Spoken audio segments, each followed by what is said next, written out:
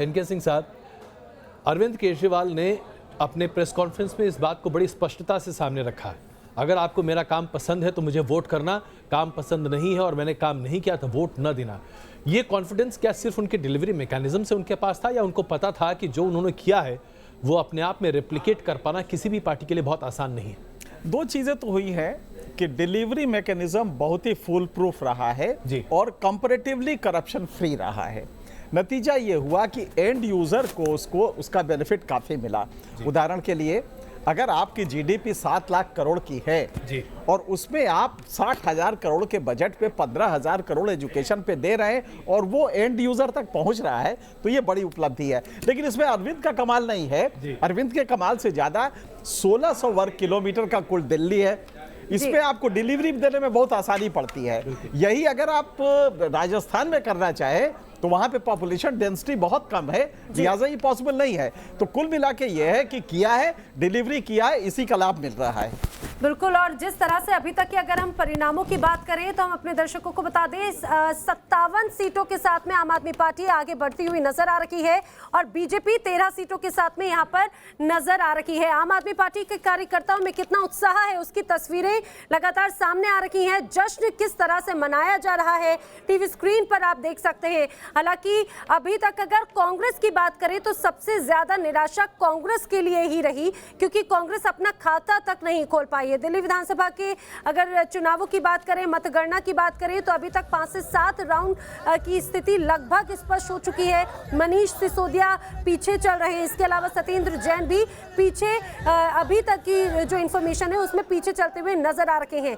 57 सीटों के साथ में आम आदमी पार्टी आगे है, 13 सीटों के साथ में बीजेपी। दीपक जी क्या कहते हैं इस बार? ये कहा जाए जो अब परिणाम जो सामने आ रहे हैं वो एक अलग ट्रेंड, अलग तस्वीर बनाते हुए नजर आते हैं। मेरे ख्याल से नैना, इन परिणामों से किसी को आश्चर्यचकित नहीं होना चाहिए, क्योंकि इन परिणामों की अपेक्षा बहुत पहले से की जा रही थी। क्योंकि जो ब्रांड वैल्यू है केजरीवाल की, वो कम से कम दिल्ली के मुख्यमंत्री के तौर पर बहुत हद तक सुरक्षित थी। और भारतीय जनता पार्टी केजरीवाल के सामने पिछले 6 सालों के दौरान किसी भी तरह का कोई चेहरा खड़ा नहीं कर पाई। ये बीजेपी की विफलता है। इसीलिए केजरीवाल बार बार ये कह रहे थे कि जो भी मुख्यमंत्री पद का प्रत्याशी बनेगा बीजेपी की तरफ से, मैं उसके साथ डिबेट लड़ूंगा। उन्होंने गृह मंत्री अमित शाह को भी डिबेट की चुनौती दी। तो मुझे लगता है कि दिल्ली के अंदर केंद्र में मोदी और दिल्ली के अंदर राज्य में केजरीवाल, ये जो नैरेटिव था इसको आम आदमी पार्टी ने बहुत अच्छी तरह स्थापित कर दिया। सीधे चलते हैं आम आदमी पार्टी के प्रवक्ता के पास, जो इस वक्त हमारे साथ जुड़ गए हैं।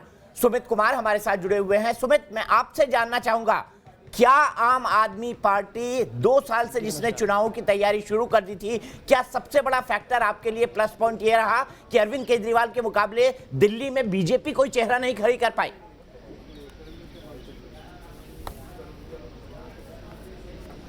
जी, ये तो एक फैक्टर है, लेकिन इसके अलावा जो सबसे बड़ा फैक्टर है वो हमारा काम का मुद्दा रहा। 2015 में जब हम आए, जिन मुद्दों को लेकर हम आए, जिन मुद्दों को लेकर जनता ने हमें मैंडेट दिया, इन 5 सालों में हमने कोशिश करी कि वो सारे मुद्दों को हम पूरा करें। और जनता ने इस बात को समझा अच्छे तरीके से, किस तरीके से जो भी बुनियादी मुद्दे थे, चाहे वो बिजली का मुद्दा हो, पानी का मुद्दा हो, बुजुर्गों के लिए तीर्थ यात्रा का मुद्दा हो, दिल्ली फरिश्ते की स्कीम हो, शहीदों के लिए 1 करोड़ सम्मान राशि का मुद्दा हो, CCTV कैमरे हो, महिलाओं के लिए बस में यात्रा फ्री हो, तमाम मुद्दे जो कि दिल्ली की जनता के हर फैमिली को जो टच कर रही थी, उन सारे मुद्दों को हमने पूरा किया है। तो असल में ये सबसे बड़ा मुद्दा रहा है कि दिल्ली के लोग ये समझ गए कि जिस तरीके की राजनीति बीजेपी कर रही थी, नफरत की राजनीति का भाषा का प्रयोग कर रही थी, उन सारी नफरत की राजनीति को दिल्ली के लोगों ने, दिल्ली की जनता ने करारा तमाचा मारा है। और आज मंगलवार है, इन्होंने हनुमान जी का मुद्दा उठा रखा था, तो मंगलवार है, बजरंग बली की लंका। सुनिए मेरा सवाल, चुनाव हो गए हैं, अब अगले 5 साल की बात करिए आप। जो आपने कर दिया उसके लिए जनता ने नतीजा दे दिया, बड़ी अच्छी बात है। जनता जनार्दन होती है, जनता का फैसला सबके सर माथे होता है और भारत के लोकतंत्र की यही सबसे बड़ी खूबी है। कोई हारे कोई जीते, चुनाव परिणाम अंतिम होते हैं। मैं सुमित आपसे समझना चाहूंगा, बिजली पानी का काम तो आपने आते ही कर दिया, लेकिन क्या कारण रहा कि वाईफाई देने में बस नहीं ला पाए आप, स्कूल नहीं खोल पाए, कॉलेज नहीं खोल पाए, साथ ही साथ आपने जो फ्री बीज बांटने शुरू किए, चाहे वो महिलाओं की बस यात्रा हो, मेट्रो को फ्री करने वाली बात हो, ये तमाम आखिरी सा, चाहे मार्शल खड़े करने की बात हो, ये तमाम 5वें साल में शुरू हो पाए। क्यों? क्या कारण था? पॉलिटिकल विल नहीं था? क्या कारण था कि इन कामों को आप 5वें साल में शुरू कर सारे पाए? लोग जानते हैं, हम सभी लोग जानते हैं कि हम सभी को पता है कि शुरुआती समय में हमारी हर फाइल्स को लगभग रोक लिया गया था। सुप्रीम कोर्ट बिजली पानी कैसे कर दिया था आपने? बिजली पानी कैसे कर दिया था बताइए? जैसे ही सुप्रीम कोर्ट के ऑर्डर हमारे बिजली पानी कैसे कर दिया था? जैसे ही सुप्रीम कोर्ट के ऑर्डर हमारे हित में आए, हमने कई सारी फाइल्स। फकीर मत बनिए, ये बताइए बिजली पानी कैसे कर दिया था? नहीं, बाकी नहीं करने दे रहे थे तो बिजली पानी कैसे कर दिया था आपने? कई सारे मुद्दे ऐसे थे जिन पर लड़ाई लड़ने की जरूरत थी। फाइल्स हमारी एलजी साहब के यहाँ पड़ी हुई थी। हम सभी ने देखा कि हमारे मुख्यमंत्री, हमारे कैबिनेट मंत्री, सारे लोगों ने एलजी हाउस पे जब धरना दिया तब जाकर कई सारी फाइल्स जो रुकी हुई थी, हम सबको पता है कि सीसीटीवी की फाइल्स, मोहल्ला क्लिनिक की फाइल्स, तमाम फाइल्स वो थी जो रुकी हुई पड़ी हुई थी। जैसे ही वो फाइल्स पास हुई, आप देखिए 1.5 साल के अंदर ही हमने लगभग 400 मोहल्ला क्लिनिक खोल दिया। हमने किस तरीके से महिला सशक्तिकरण के लिए, महिला सुरक्षा के लिए, महिलाओं के लिए बस यात्रा फ्री करी और पूरे दिल्ली के अंदर लगभग 1.5 लाख सीसीटीवी कैमरे हम लगा चुके हैं और 1.5 लाख आगे आने वाले समय में लगाएंगे। चुनावी साल में आपकी सारी फाइल क्लियर कर दे और 4 साल रोक के रखे, आप ये मान रहे हैं? मतलब केंद्र सरकार अगर राजनीति भी कर रही है तो वो इतनी नादान है, उतनी कमअक्ल है कि पार्टी को चुनावी साल में सारी फाइल क्लियर कर दे और पहले साल में कोई ना आप देखिए ना, आप आप इस बात को समझिए, आप इस बात को समझिए कि आप बोल रहे हैं कि 6 महीने में हमने काम कर दिया, 7 महीने में काम कर दिया। 1 मिनट आपको रोकूंगा सुमित। दिल्ली विधानसभा चुनाव का पहला नतीजा आ गया है। सीलमपुर से आम आदमी पार्टी के उम्मीदवार अब्दुल रहमान जीत गए हैं। बीजेपी के कौशल कुमार मिश्रा को हराया है। सीलमपुर वो इलाका है जहां पर सीएए को लेकर, एनआरसी को लेकर बड़ी प्रोटेस्ट देखने को मिली थी दिल्ली के अंदर। तो पहला नतीजा आम आदमी पार्टी के पक्ष में आया है। अब हम विश्लेषण करेंगे कि इस चुनाव नतीजों से किसको करंट लगेगा। सीधे चलते हैं नवीन कुमार के पास। नवीन कुमार, करंट महसूस कर रहे हैं क्योंकि अरविंद केजरीवाल ने आपकी उम्मीदों पर तो झाड़ू फिरा दी।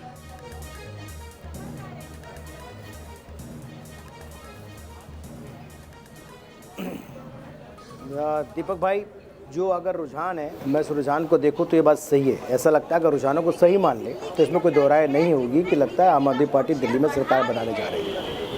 लेकिन आम आदमी पार्टी का और भाजपा का जो मत प्रतिशत में 0.5% का अंतर अभी तक लगातार चलता आ रहा है। कहाँ के आंकड़े देख के आ रहे हैं भाई? कहाँ के आंकड़े देख के आ रहे हैं? नवीन कुमार, तैयारी तो कर ले। 10% का अंतर है आपके जो मत प्रतिशत है। शुरू में मैं क्या देख कर आए नवीन कुमार? कौन सा टीवी देख लिया है? इलेक्शन कमीशन की वेबसाइट पर ऑफिशियली कहा गया है नवीन जी 51 से 52%। मैं तो आप ही के चैनल देख रहा हूँ। मैं वही कह रही हूँ, उसी में हमने भी 39 से 41 के बीच में दिखाया बीजेपी।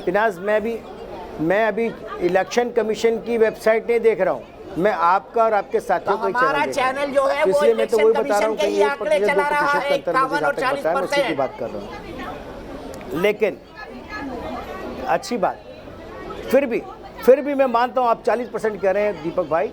आपको याद होगा कि 32.6% पिछली बार 2015 विधानसभा चुनाव में हमारा, और लोकसभा में कितने मिले थे? 55 से ऊपर। हमारा मत प्रतिशत अब आप 40 से ऊपर बता रहे हैं, लगातार बढ़ा। तब कि जब आम पहले भारतीय जनता पार्टी 48 सीटों की बात कर रही थी, फिर 45 सीटों पर आई, बाद में ये बोलने लगे कि हम तो सीट बढ़ाने के लिए चुनाव लड़ रहे हैं। और अब अरे भाई सुनो ना, परेशान मत हो, तुम जीत रहे हो तो भी परेशान हो, हार रहे हो तो भी परेशान हो। मेरी बात सुन लीजिए। अरे रुक जाओ भाई। अरे आप जब अगर जीत रहे हो तो परेशान होने वाली बात नहीं है, बात नहीं होना चाहिए। स्वीकार कीजिए। मेरा कहना ये है दीपक भाई, अभी आप बात कर रहे थे करंट कैसे लगा, परेशान होने वाली। अब ये दिल्ली के अंदर पूरे विपक्ष के लोगों ने एक नैरेटिव पैदा करने का काम किया कि सीएए के कारण देश के लोगों की नागरिकता जा रही है, जो बिल्कुल गलत है। जिस प्रकार से शाहीन बाग में परेशान नहीं थे, लेकिन जहां पर ईवीएम की सुरक्षा के साथ खिलवाड़ किया जाएगा, हमने वहां पर प्रश्न उठाए थे। जामिया में और जाफराबाद में आपने देखा किस प्रकार से एक वर्ग को इकट्ठा करके बरगलाया गया, भड़काया गया कि सीए के कारण उनकी नागरिकता जा रही है, जबकि ऐसा कतई नहीं।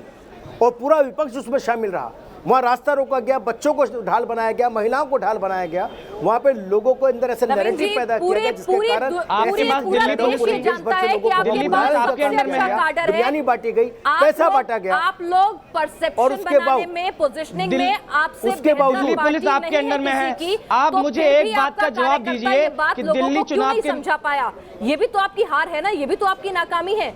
या फिर कहीं ना कहीं केजरीवाल के किए हुए काम ऐसा नहीं है। उस पूरे नहीं, एजेंडे पर भारी पड़ रहे हैं। ऐसा नहीं है, ऐसा नहीं है पिनास कि हमारे कार्यकर्ताओं ने जमीन पर जाकर के बात क्या जहां दीपक भाई जहां कमी है वो बाद में आकलन करेंगे, लेकिन निश्चित तौर पे भाजपा के कार्यकर्ताओं ने नीचे बात पहुंचाने का काम किया है।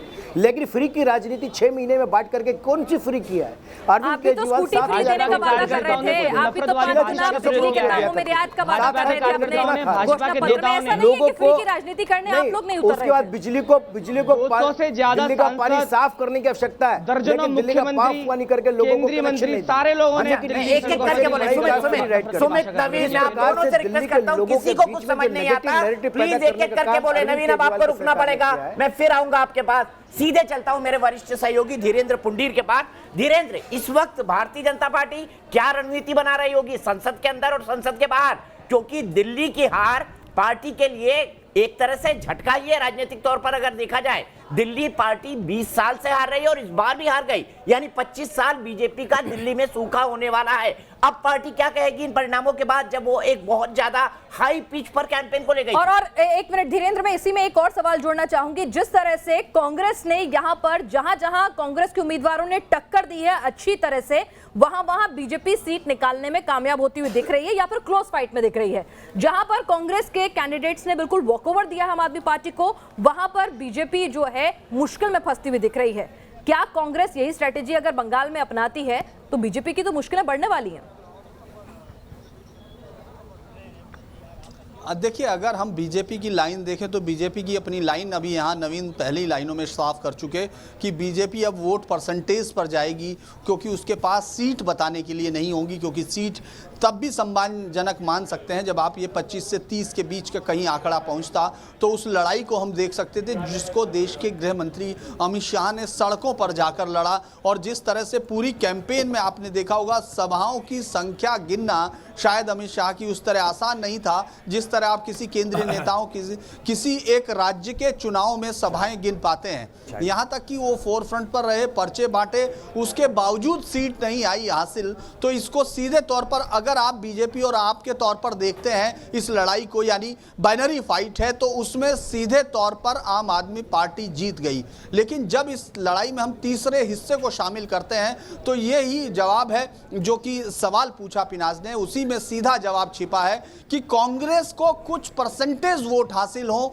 ये जरूर बीजेपी की रणनीति रही होगी, या उस समय सोचा गया होगा कि किसी तरह से कांग्रेस कहीं लड़ती हुई दिखाई दे। लेकिन कांग्रेस ने तो जैसे पहले से हथियार डाले हुए थे। और एक बहुत पुरानी लाइनें हैं दीपक जी, अभी मैं गुनगुना रहा था 0 नंबर देखकर कि शिखर पर पहुंचना कमाल नहीं, शिखर पर ठहरना कमाल होता है। तो इसमें यही मेरे एक सहयोगी ने उसमें जोड़ा कि सर कांग्रेस के लिए बस इसमें सिफर जोड़ दीजिए, क्योंकि सिफर पर ठहरना कमाल हुआ। तो कांग्रेस ने कमाल दिखाया, और यही कमाल कांग्रेस की इस कमाल की वजह से बीजेपी उस तरह से बुरी तरह से सीटों की लड़ाई में पीछे हटी है। अब बीजेपी का पूरा थ्रस्ट उस बात पर होगा कि 32 से 41 तक की जो लड़ाई है उसमें उनके मुद्दे हटे नहीं हैं।